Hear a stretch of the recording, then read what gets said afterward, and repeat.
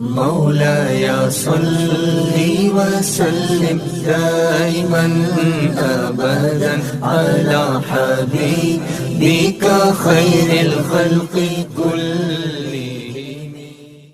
الحمد لله رب العالمين والصلاة والسلام على سيد الأنبياء والمرسلين وعلى آله وأصحابه أجمعين، أما بعد، فأعوذ بالله من الشيطان الرجيم. بسم الله الرحمن الرحيم. واتبع هواه فمثله كمثل الكلب. صدق الله العلي العظيم وصدق رسوله النبي الأمين المختار الكريم الرؤوف الرحيم. انتہائی احترام و عقیدت کے ساتھ حضور سید المرسلین، خاتم الانبیاء، شفیع المذنبین، رحمت للعالمین، خاتم المعصومین، راحت العاشقین، صلی اللہ تعالی علیہ وآلہ واصحابہ وبارک وسلم کی بارگاہ میں اپنی غلامی کا ثبوت دیں، اور جس طریقے سے میں پڑھا ہوں میرے ساتھ مل کر مرد حضرات بآواز بلند اور خواتین آہستہ آواز میں نذرانہ محبت پیش کریں. الصلاۃ والسلام علیک یا رسول اللہ، الصلاۃ والسلام علیک یا حبیب اللہ، الصلاۃ والسلام علیک یا نبی اللہ، وعلی آلک واصحابک یا نور اللہ، صلی اللہ تعالی علیہ وسلم. شب اسرا کے دولہا پہ دائم درود، شب اسرا کے دولہا پہ دائم درود، نوشے بزم جنت پہ لاکھوں سلام، جن کے ماتھے شفاعت کا صحرا رہا، اس جبین سعادت پہ لاکھوں سلام. دوستان محترم، حضرت مولانا محمد الطاف صاحب قبلہ مصباحی کے حکم پر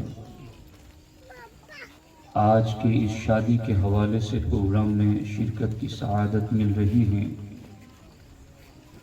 حالانکہ میں خوب جانتا ہوں اس بات کو کہ مولانا الطاف صاحب قبلہ کی موجودگی میں میری کوئی ضرورت نہیں تھی. وہ خود ایک جید عالم دین ہیں اور اہل سنت کا درد رکھنے والے ہیں. یہ ان کی شفقتیں ہیں کہ مجھ کم علم کو یاد فرما لیتے ہیں. اللہ تبارک و تعالی ان کی شفقتیں اسی طرح سے قائم و دائم فرمائے. دوستان محترم، کچھ ضروری باتیں شادی کے حوالے سے آپ کی خدمت میں عرض کرنی ہے.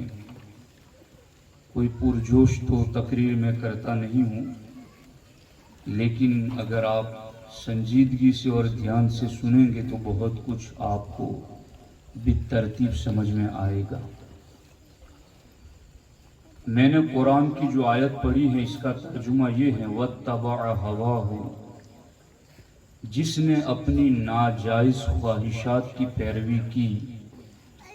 اللہ فرماتا ہے فَمَثَلُهُ كَمَثَلِ الْكَلْبِ، اس کی مثال کتے کی طرح ہے.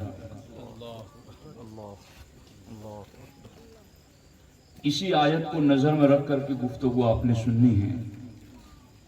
اللہ رب العزت نے جتنی بھی مخلوقات پیدا فرمائی ہیں اس کو 3 حصوں میں آپ تقسیم کر سکتے ہیں.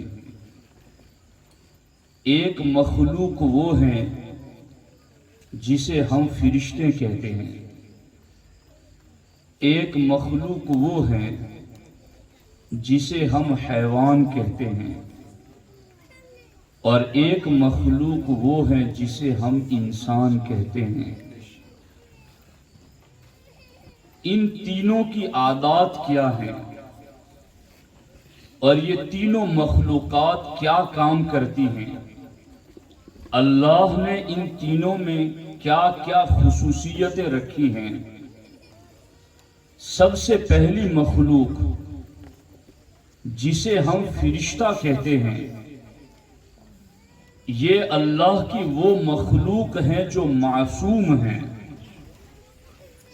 اور معصوم اسے کہتے ہیں جس سے گناہ کا ہونا محال ہو، اس سے گناہ نہیں ہو سکتا۔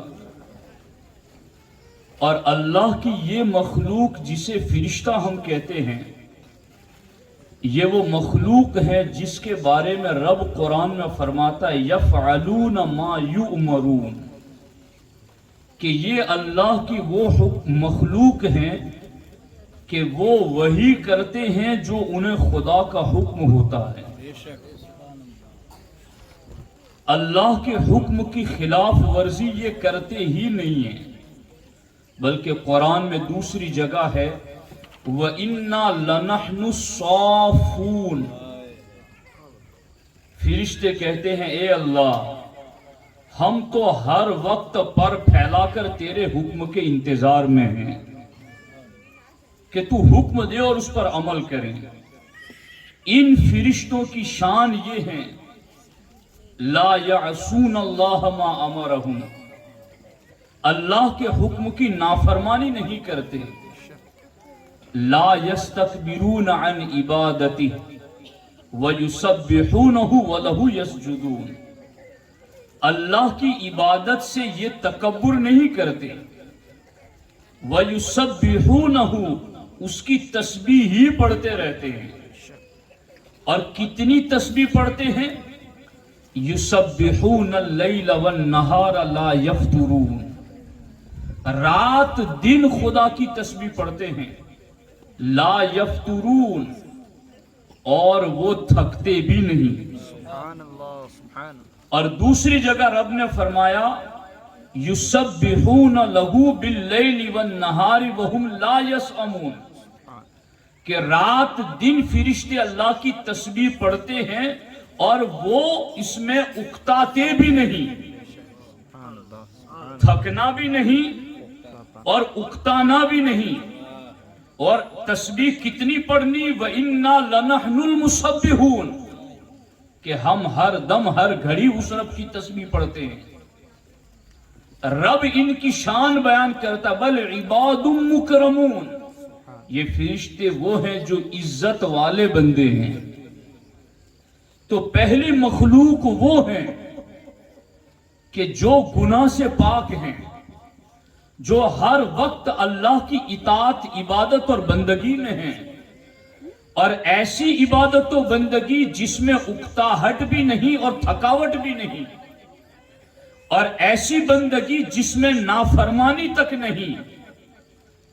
آخر فرشتے اس قسم کی عبادتوں میں کیوں لگے ہوئے ہیں؟ اس کی ایک وجہ ہے کہ اللہ رب العزت نے فرشتوں کو نفس نہیں دیا ہے، اللہ رب العزت نے فرشتوں کو خواہشات نہیں دی ہیں، اللہ رب العزت نے فرشتوں کو صرف عقل عطا فرمائی۔ اور دوسری طرف حیوانات کو دیکھو، جانوروں کو دیکھو، تو ان کا معاملہ کیا ہے؟ اللہ رب العزت نے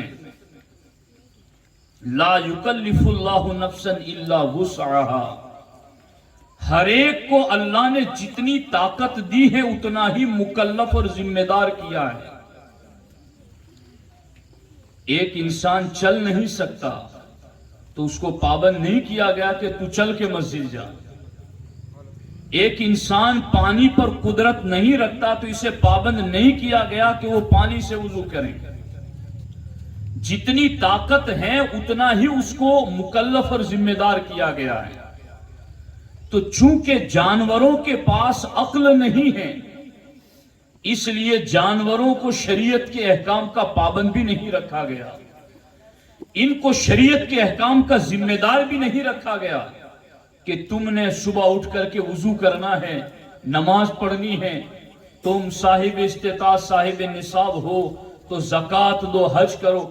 ان سارے احکامات کے جانور مکلف نہیں ہیں، ذمہ دار نہیں ہیں، پابند نہیں ہیں، کیونکہ اللہ نے انہیں عقل نہیں عطا کی ہیں۔ لیکن ان جانوروں کے پاس بھی ایک چیز ہے جسے نفس کہتے ہیں، خواہشات کہتے ہیں۔ اب ان کے پاس عقل نہیں ہے اور ادھر فرشتوں کے پاس نفس نہیں ہے، مگر انسان اللہ کی قدرت کا وہ شاہکار ہے کہ جسے رب نے اشرف المخلوقات بنایا، پھر دونوں والی خوبیوں کو اللہ نے انسان میں جمع کر دیا کہ اس کو جو نفس عطا کیا گیا وہ بھی اس کی شان ہے۔ میں نے جو خوبی کہا ہے میں جان بوجھ کے بول رہا ہوں کہ اس کو جو نفس بھی عطا کیا گیا یہ اس کی شان ہے، کیونکہ اگر کوئی مرد یا عورت ہو اور اس کے پاس نفس والی صلاحیت نہ ہو تو اس کو لوگ معیوب سمجھتے ہیں۔ تو یہ انسان کو جو دونوں چیزیں دی گئی، فرشتوں والی عقل بھی اور حیوانات والا نفس بھی، دونوں اس میں جمع کر دیے گئے، اور جمع کر کے رب نے کہا فی احسن تقویم، ہم نے تجھے احسن تقویم میں پیدا کیا، اور اس کو پیدا کر کے رب نے کہا فتبارک اللہ احسن الخالقین۔ اللہ نے انسان کو پیدا کر کے خود اپنی تعریف کی، اے اللہ تو کتنی برکتوں والا ہے کہ تو نے انسان پیدا کیا۔ رب کی قدرتوں کا شاہکار ہے، رب کی قدرتوں کے جلوے دیکھنے ہو تو انسان کی تخلیق کو دیکھو۔ اب یہ انسان جس میں عقل بھی ہے اور نفس بھی ہے، اب یہی میں آپ کو بات سمجھانا چاہتا ہوں کہ یہ عقل اور نفس دونوں کیا ہے، علماء کی خصوصی توجہ چاہتا ہوں۔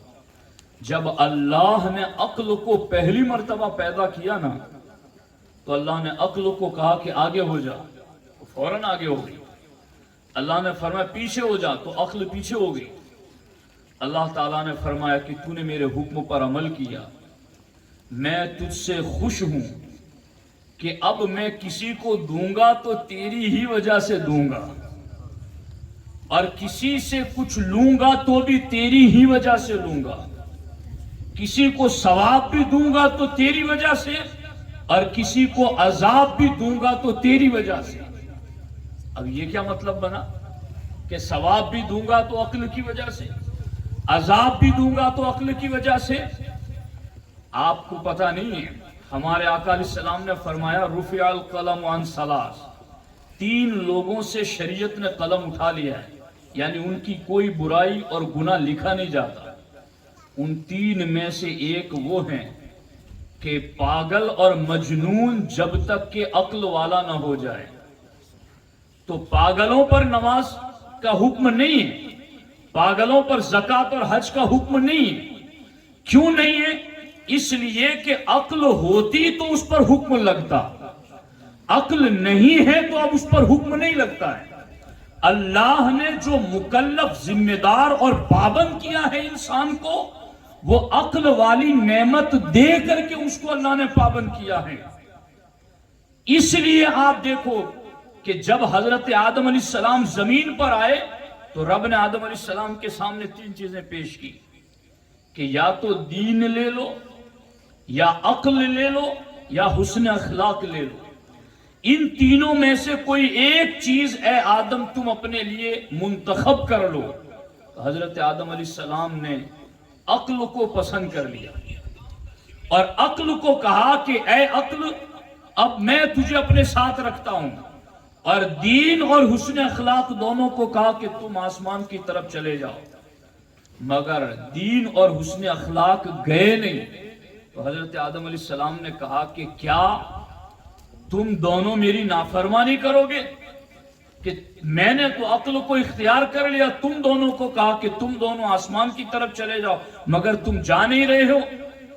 تو دین نے بھی کہا اور حسن اخلاق نے بھی کہا کہ تمہیں آدم یہ کہا گیا تھا کہ 3 میں سے ایک لے لو، اور ہم دونوں کو دین کو اور حسن اخلاق کو یہ کہا گیا ہے کہ تم دونوں وہیں رہنا جہاں عقل رہے۔ تو اے آدم تم نے عقل کو اختیار کیا، تو اب دین بھی تمہارے پاس، حسن اخلاق بھی تمہارے پاس، دونوں چیزیں اب تمہارے پاس رہی۔ تو کیا پتا چلا ادھر فرشتے اس قدر عبادت کے کمال میں کیوں ڈوبے ہوئے ہیں کہ ان کے پاس عقل کا کمال ہے، ادھر حضرت آدم کے پاس دین بھی آیا، حسن اخلاق بھی آیا، کیونکہ عقل کو انہوں نے اختیار کیا۔ تو اب جہاں جہاں عقل کا نور ہوگا وہاں وہاں دین بھی ہوگا اور حسن اخلاق بھی ہوگا۔ اب یہ عقل اور نفس دونوں ہمارے ساتھ ہیں، لیکن ہم وہ خوش نصیب رب کے بندے ہیں کہ ہماری عقل کو بھی اللہ نے بے لگام نہیں رکھا کہ تم جہاں چاہو عقل کے گھوڑے دوڑاتے رہو، بلکہ ہماری عقل کو اللہ نے حضور کی شریعت کا پابند کر دیا کہ اب عقل کو اس دائرے کے اندر رکھو۔ لیکن عقل اور نفس کا آج جو ٹکراؤ ہو رہا ہے اسی کو میں آج آپ کو سمجھانا چاہتا ہوں۔ جن جانوروں کے پاس عقل نہیں ہے وہ بے فکر ہے، وہ جہاں چاہے منہ مارے، چونکہ عقل ہی نہیں ہے، ان کا جہاں جی چاہتا ہے منہ مارتے ہیں، اور جہاں انہیں بولو براز کی ضرورت ہوتی ہے فوراً اس سے فارغ ہو جاتے ہیں۔ نہ انہیں کسی کی حیا ہے، نہ انہیں کسی کو پوچھنا ہے، چونکہ جس کے پاس عقل نہیں ہے وہ جو چاہے کرے، وہ مکلف ذمہ دار اور پابند ہی نہیں ہے۔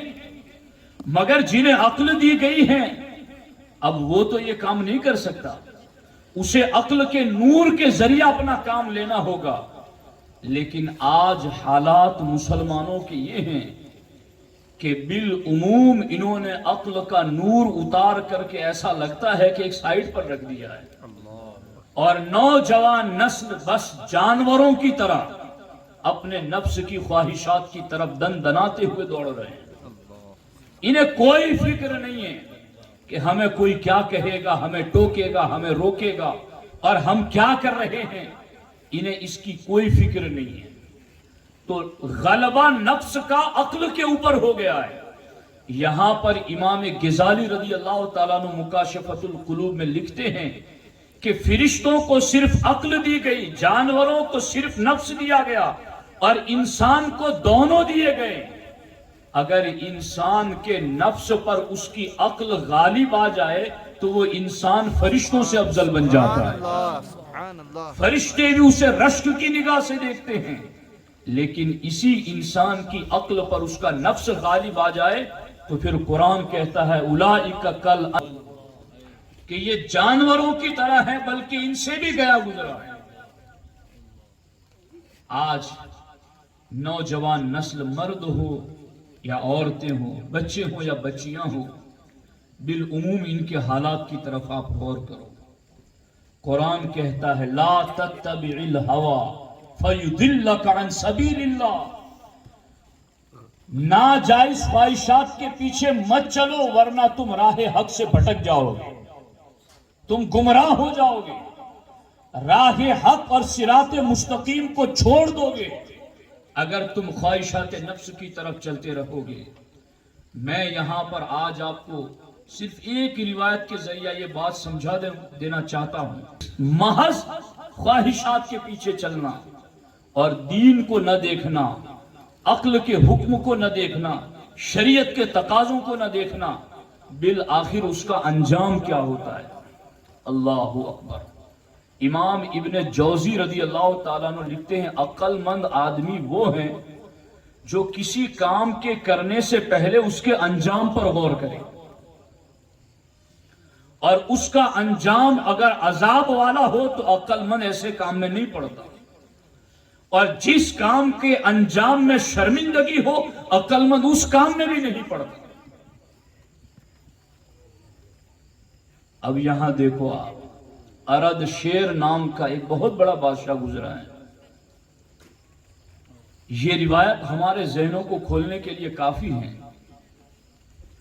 ارد شیر نے اپنی سلطنت کو جب مضبوط کیا، اپنی حکومت کو مضبوط کیا، تو اس نے ارد گرد کے کئی چھوٹی چھوٹی حکومتوں کو اپنے تابع فرمان کر لیا، سب کو اپنے ماتحت کر لیا. اور جب اس کی سلطنت اور مضبوط ہو گئی تو اس نے سوریانیہ ایک ملک تھا اس کو فتح کرنے کا ارادہ کیا. اور سوریانیہ کو فتح کرنے کے لیے جب وہ نکلا تو وہ سوریانیہ کا بادشاہ اپنے قلعے کے اندر بند ہو گیا. ارد شیر بادشاہ نے کئی دنوں تک اس قلعے کا گھیراؤ اور محاصرہ کر کے رکھا اور اس جگہ کو چھوڑا نہیں، یہاں تک کہ ایک دن اس قلعے کے بادشاہ کی بیٹی اس قلعے کی فصیل دیوار پر چڑھی اور دیوار پر چڑھ کر کے اس نے باہر جو گھیرا لگائے ہوئے تھا ارد شیر اس کی طرف دیکھا تو ارد شیر کی مردانی وجاہت، اس کی خوبصورتی اور اس کی جسمانی طاقت پر وہ فریفتہ ہو گئی اور اسی کی محبت میں وہ مبتلا ہو گئی. اب حالات یہ بنے کہ ادھر قلعہ فتح نہیں ہو رہا ہے اور ادھر قلعے کے بادشاہ کی بیٹی ارد شیر پر فریفتہ ہو گئی. اس نے وہاں سے ایک تیر کے اوپر ایک تحریر لکھی کہ اے ارد شیر بادشاہ، اگر تم مجھ سے یہ وعدہ کرو کہ میرے ساتھ شادی کرو گے تو میں تمہیں اس قلعے کو فتح کرنے کا خفیہ رستہ بتا دوں گا، جس خفیہ رستے کے ذریعہ تم آسانی کے ساتھ یہ قلعہ فتح کر سکتے ہو. اس نے لکھ کر کے ایک تیر پر یہ چٹھی لگا کر تیر ارد شیر کی طرف پھینکا. اس نے جب اس کے خط کو پڑھا تو پھر اس نے دوسرے ایک تیر پر اس کا جواب لکھ کر کے تمہاری خواہش پوری کر دی جائے گی، تم ضرور وہ خفیہ رستہ ہمیں بتا دو. اب یہ نفس کی ماری ہوئی بیٹی، یہ خواہشات اور شیطان کے وسوسوں میں مبتلا بیٹی، اس کو یہ فکر نہیں تھی کہ میرے باپ کی سلطنت ختم ہو جائے گی. اسے اپنے باپ کے بارے میں فکر نہیں تھی کہ میرے باپ کو قتل کر دیا جائے گا. اسے یہ پرواہ نہیں تھی کہ میرے باپ کے جانثار ساتھی مارے جائیں گے. نفس میں وہ اتنی مغلوب ہو گئی اور نفس کا اس پر ایسا حملہ ہوا کہ جب اس نے تیر پھینک کر کے ارد شیر نے بتا دیا کہ تمہاری بات مان لی گئی ہے تو پھر اس نے تیر پر لکھ کر کے بھیجا کہ فلاں جگہ سے راستہ ہے جہاں سے تم معمولی جھڑپ کے بعد آسانی سے قلعہ فتح کر سکتے ہو. جب اس نے وہ تیر پر پڑا تو فوراً اپنی فوج کو اس راستے کی طرف لگا دیا جو ایک خفیہ راستہ تھا. وہاں سے پوری فوج ارد شیر کے اندر داخل ہو گئی اور کئی فوجی اور سپاہی قتل کر دیے گئے اور اس قلعے کا جو بادشاہ تھا اسے بھی قتل کر دیا گیا. مگر اس لڑکی کو ذرہ برابر فکر نہیں تھی. ناجائز خواہشات کے پیچھے چلنے کا یہی نتیجہ ہوتا ہے اور ابھی تو اور برا نتیجہ آگے نکلے گا.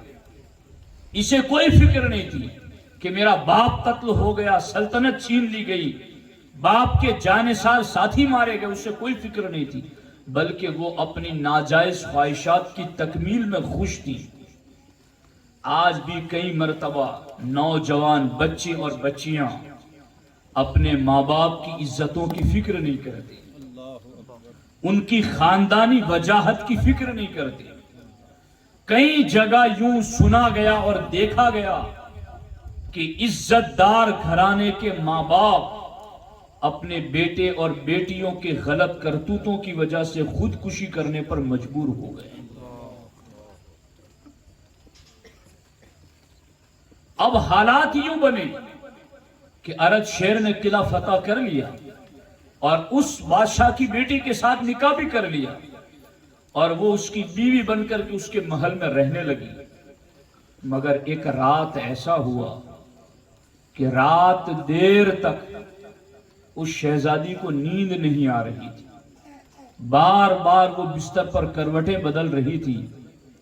تو ارد شیر نے پوچھا کہ کیا ہو گیا، تمہیں کوئی تکلیف ہے، کیوں تمہیں نیند نہیں آ رہی؟ کہا مجھے لگتا ہے کہ اس بستر پر کوئی چیز ہے جو مجھے سونے نہیں دیتی. تو جب دیکھا گیا تو بستر پر بس محض یہ تکلیف دہ چیز تھی کہ چند دھاگے ایک جگہ مل گئے تھے. بس ان چند دھاگوں کے ملنے کی وجہ سے اس شہزادی کو نیند نہیں آ رہی تھی. چند دھاگوں کے مل جانے کی وجہ سے اس کو اس کے بدن پر تکلیف ہو رہی تھی اور اس لیے اس کو نیند نہیں آ رہی تھی. ارد شیر نے فوراً یہ فیصلہ کیا ناجائز خواہشات کے پیچھے چل کر اپنے ماں باپ کی عزت اور خاندان کی عزتوں کو ملیا میٹ کرنے والے لڑکے بھی سنیں اور لڑکیاں بھی سنیں، ان کا انجام کیا ہوگا. ارد شیر نے کہا کہ تمہارا جسم اتنا نازک ہے کہ چند دھاگوں کا ایک جگہ اکٹھا ہونا بھی تمہیں سونے نہیں دیتا. آخر تمہارے باپ نے تمہیں کیا کھلا کے پالا ہے؟ تمہارا باپ تمہیں کیا کھلاتا تھا؟ کہ میرا باپ مجھے مکھن کھلاتا تھا، ہڈیوں کا گودا کھلاتا تھا، میرا باپ مجھے شہد کھلاتا تھا اور ایسی ہی غذائیں میرا باپ مجھے کھلاتا تھا.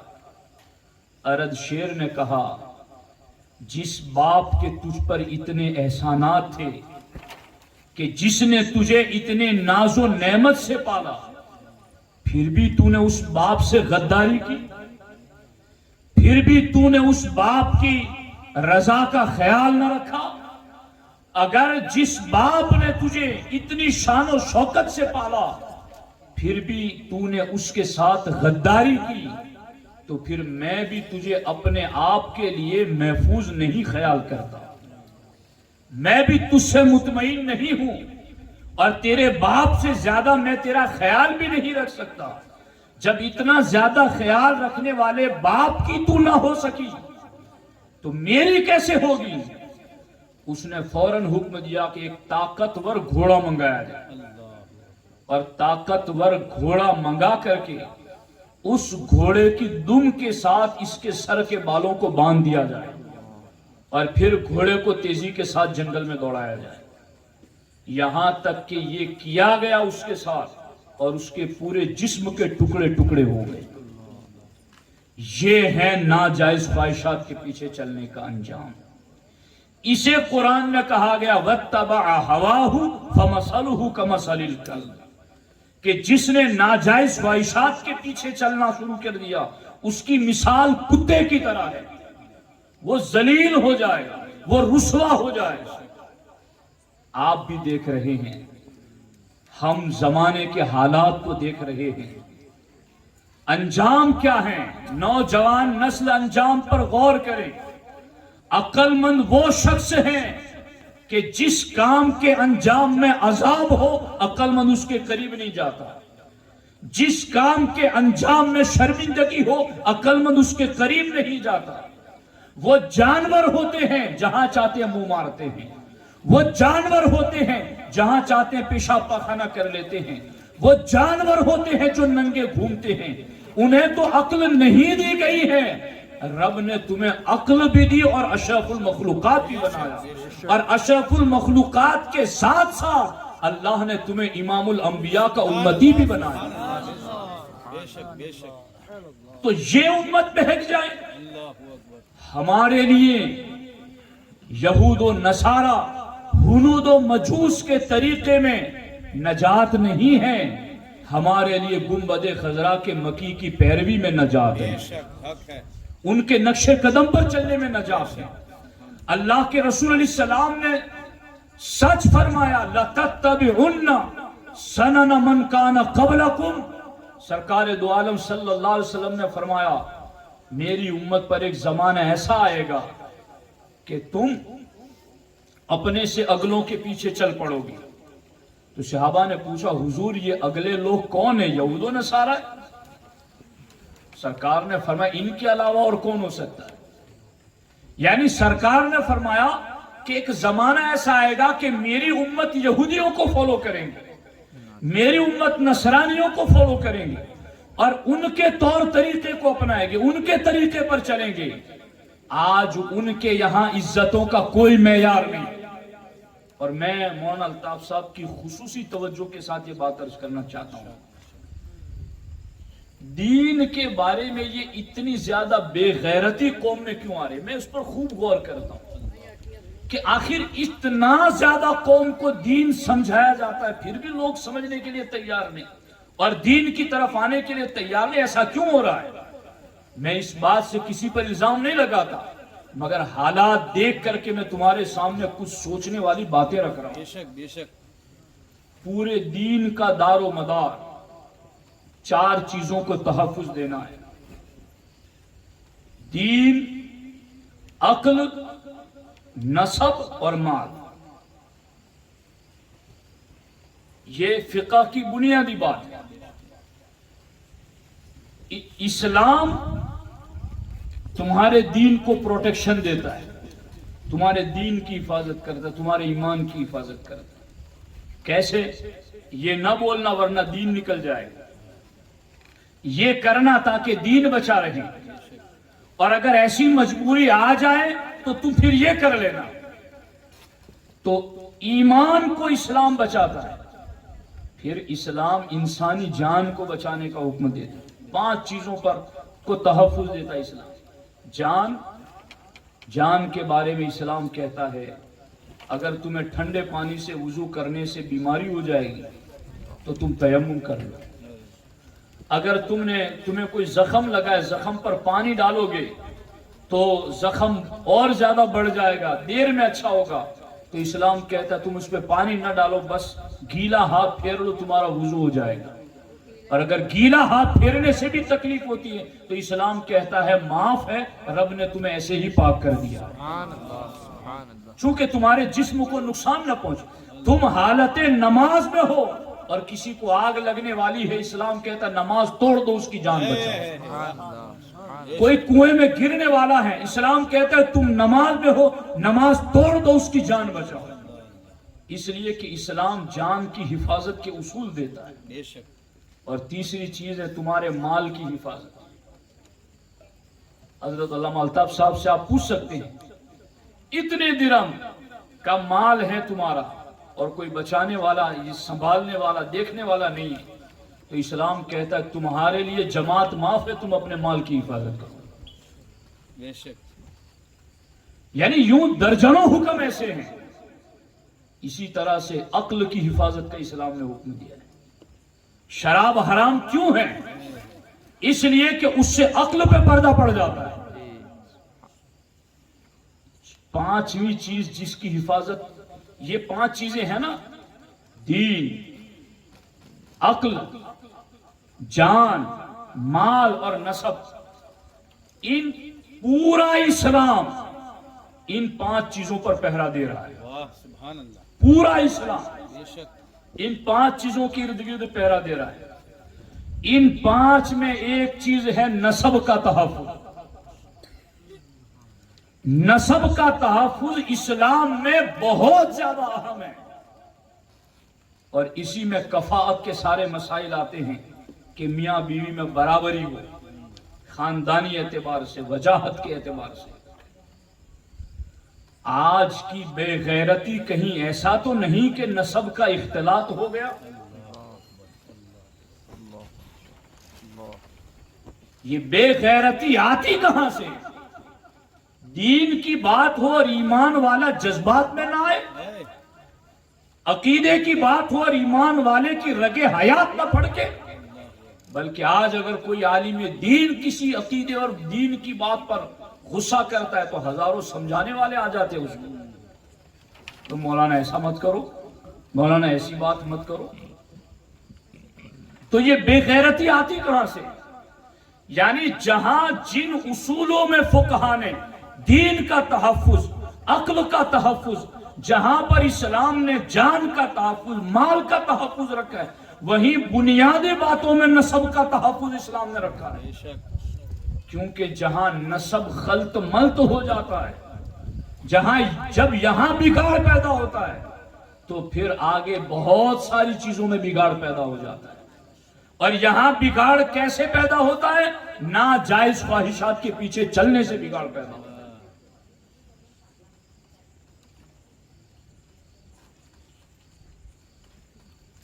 آج بھی ہو سکتا ہے پرتو عیسیٰ پیدا، گود ہی ملتی نہیں ماؤں کی مریم کی طرح۔ غور کیجئے اس چیز کے اوپر، یہ ناجائز خواہشات کی وجہ سے، اور یہ اس کے انجام اور نتیجے ایک طرف ماں باپ کے لیے بھی ذلت آمیز ہیں، دوسری طرف اس بچے اور اس بیٹی کے لیے بھی آگے جا کر کے اس کے لیے رسوا کن اور تباہ کن ہیں۔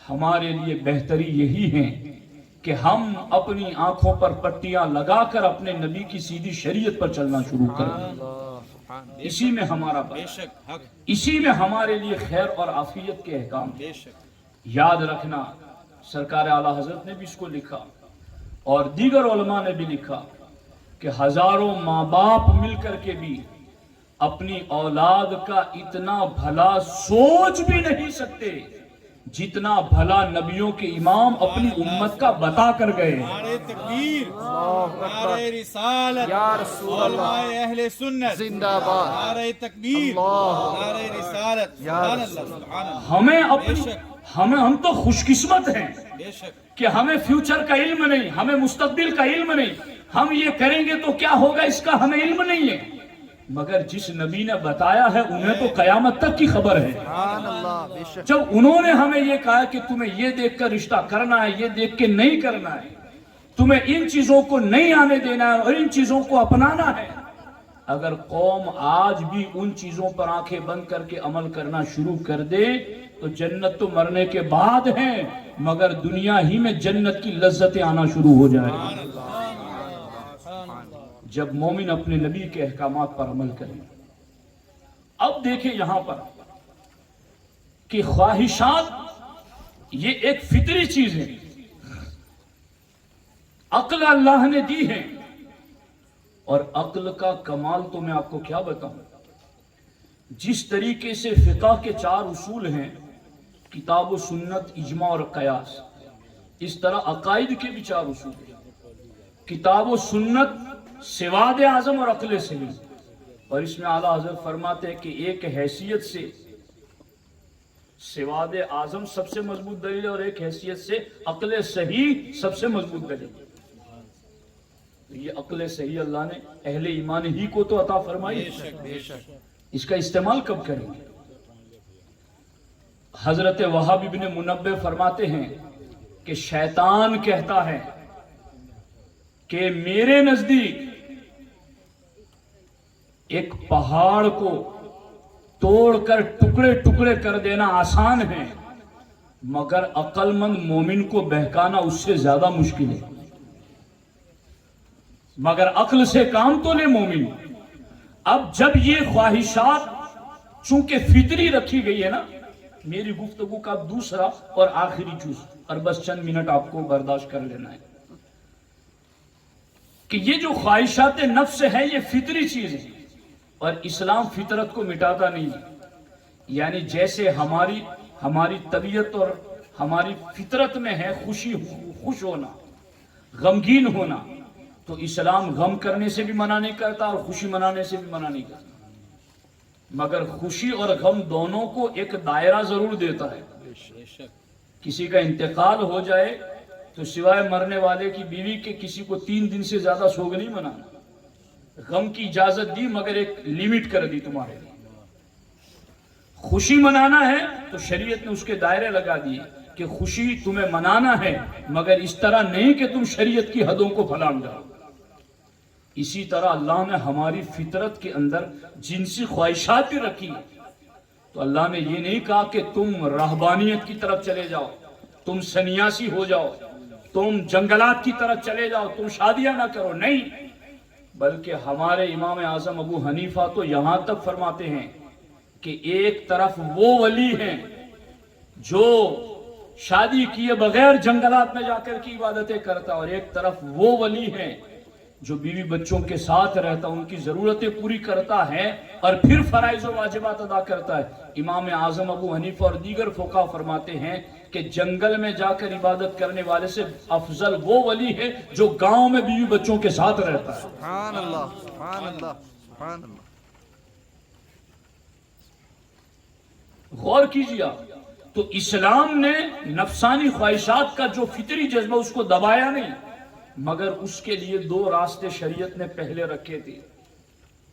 ایک تو قد افلح المؤمنون 18ویں پارے کی ابتدائی آیات میں اللہ رب العزت نے ان دو راستوں کا ذکر کیا ہے، والذین هم لفروجهم حافظون الا علی ازواجهم او ما ملکت ایمانهم، کہ یا تو اپنی منکوحہ بیویوں کے ساتھ رہیں یا وہ باندیوں کے ساتھ رہیں، مگر اب باندیوں والا تو دور نہیں، اب صرف منکوحہ بیویوں والا حکم ہے۔ تو منکوحہ بیویاں یہ اللہ رب العزت کی طرف سے اہل ایمان کے لیے ایک سبب ہے اس فطری جذبے کی تکمیل کا۔ اور پھر شرعی طریقے پر شریعت کے مطابق اگر بندہ نکاح کے ذریعہ میاں بیوی ایک دوسرے سے قریب ہوتے ہیں تو میرے آقا فرماتے جب میاں بیوی تنہائی میں ہوتے ہیں اور ایک دوسرے کو دیکھتے ہیں تو اللہ انہیں نظر رحمت سے دیکھتا ہے، اور جب وہ دونوں ایک دوسرے کا ہاتھ پکڑتے ہیں تو ان کے ناخنوں اور ان کے گھائیوں سے بھی گناہ سرک سرک کر کے نکل جاتے ہیں۔ سبحان اللہ سبحان اللہ۔ یعنی جائز طریقے پر آنے والے کے لیے کتنا ثواب ہے۔ بے شک نکاح کرنے کے بعد ایک رکعت نکاح سے پہلے کی 70 رکعتوں کے برابر ہے۔ نکاح کرنے سے آدھا ایمان کامل ہو جاتا ہے، نکاح کرنے سے آدھا دین کامل ہو جاتا ہے۔ کتنی برکتیں ہیں نکاح کے ذریعہ۔ ہمارے آقا علیہ السلام نے قرآن مجید کی آیات ہم تک پہنچائی، ان یکونوا فقراء یغنیہم اللہ من فضلہ، نکاح کرو، اگر نکاح سے پہلے غریب ہوں گے تو اللہ نکاح کی برکت سے مالدار فرما دے گا۔ سرکار نے یہ بھی فرمایا انکحوا النساء فإنہن، کہ عورتوں سے نکاح کرو اس لیے کہ وہ آئیں گی تو خود نہیں آئے گی، تمہارے ساتھ قسمت کا مال بھی لے۔ تو ساتھیو، آج کا جو زمانہ ہے یہ بے لگامی کا زمانہ ہے، کون کس کی سن رہا ہے۔ میں کہتا ہوں ہم مسلمان ہیں، کلمہ پڑھنے والے، ہم اللہ رسول پر ایمان رکھنے والے، ہم مرنے کے بعد جواب دینے اور سوال ہونے کا عقیدہ رکھنے والے ہیں، ہم مرنے کے بعد اٹھنے کا عقیدہ رکھنے والے ہیں۔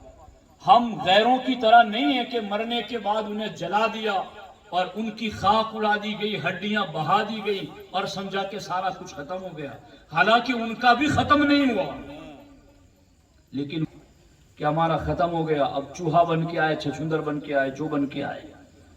مگر اسلام لا یموتون فیہا الموت الا الموتۃ الاولی، اسلام کہتا بس تم نے ایک بار دنیا میں آ کر مرنا ہے، پھر تمہیں قیامت کے دن اٹھنا ہے، مالک یوم الدین، وہ حساب کتاب کا دن ہے، اس دن اعمال ہمارے سامنے رکھے جائیں گے، تم اس کو فکر کرو۔ اور میں یہ سمجھتا ہوں کہ یہ ناجائز خواہشات کا جو ایک وبال اور طوفان آ چکا ہے، اس کی ایک بڑی وجہ یہ ہے کہ صحیح وقت پر نکاح نہیں ہوتی، صحیح وقت پر نکاح نہیں ہوتی۔ اب میں اس پر کیا بات کروں، بات لمبی ہو جائے گی، اس لیے ماں باپ، خود ماں باپ ہے نا، وہ شادی شدہ ہیں، ان کی اولاد ہیں تو نہ وہ ماں باپ ہیں، ان مرحلوں سے گزر کر کے ہی تو وہ اس عمر تک پہنچے ہیں، حالات وہ نہیں دیکھ رہے ہیں، اس لیے اس میں تاخیر نہ کی جائے، جتنا ہو سکے اگر نکاح کی عمر کو پہنچ گئے ہیں اور ایسا لگتا ہے کہ نکاح نہ کرنے سے یہ گناہ میں پڑ جائے گا یا پڑ جائے گی، تو ایسے وقت میں والدین کے اوپر لازم ہو جاتا ہے کہ وہ اپنی اولاد کا نکاح کرا دیں۔ ہمارے آقا فرماتے اس کے باوجود بھی اگر ماں باپ نکاح نہیں کراتے اور وہ اولاد گناہ میں پڑتی ہے تو اس گناہ میں اس کے ماں باپ بھی شریک رہے، انہیں بھی اس جرم کی سزا دی جائے گی۔ اس لیے ساتھیوں خوش قسمت ہیں آپ کہ آج آپ کو یہ احکامات شریعت کے سننے کا موقع ملا، میں خوش نصیب ہوں کہ مجھے سنانے کا موقع ملا، مگر اب اس کو عمل میں لاؤ، اپنی زندگیوں میں نافذ کرو۔